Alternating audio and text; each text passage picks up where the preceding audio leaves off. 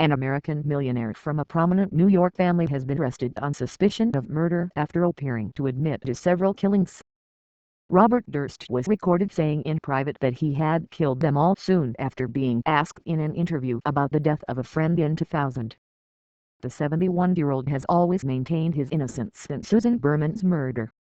Mr. Durst agreed to be transferred from New Orleans to Los Angeles, where he will face a first-degree murder charge. Prosecutors are also reportedly tying the case to the unsolved disappearance of his first wife, Kathleen, in 1982. She went missing after spending the weekend at their country home in New York State and was eventually pronounced legally dead. In 2001, Mr. Durst was acquitted of murder after convincing a jury that while living in Texas disguised as a mute woman, he had shot dead elderly neighbor Morris Black, dismembered his body and dumped it in Galveston Bay in an act of self-defense. Mr. Durst's estranged family, who are believed to be worth at least £4 to $7BN, said they were relieved and also grateful to everyone who assisted in his arrest. "We hope he will finally be held accountable for all he has done," said his brother, Douglas, in a statement quoted by the AP news agency.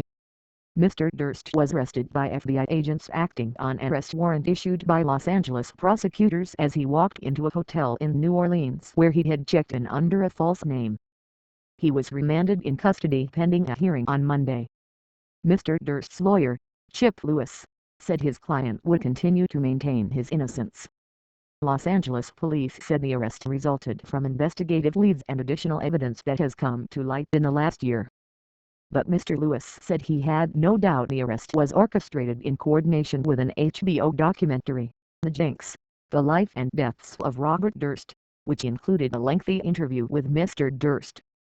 The final episode, broadcast on Sunday night, included what appeared to be a confession to the killings of Ms. Berman, Mrs. Durst and Mr. Black. According to the filmmakers, Mr. Durst was still wearing a wireless microphone when he went into a hotel bathroom after the interview. "There it is. You're caught," he whispered to himself. "What the hell did I do? Killed them all, of course." It is not known if he is speaking sincerely, but it came after he was asked whether he had written the letter only Ms. Berman's killer could have sent.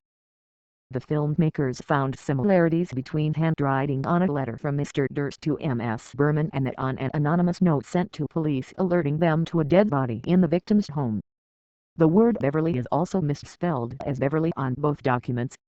Ms. Berman, whose father was an associate of Las Vegas mobsters Bugsy Siegel and Meyer Lansky, was a close friend of Mr. Durst and also acted as his spokeswoman.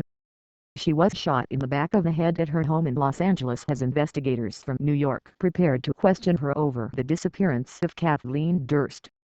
Last July, Mr. Durst was charged with criminal mischief after allegedly urinating on a display in a pharmacy in Houston.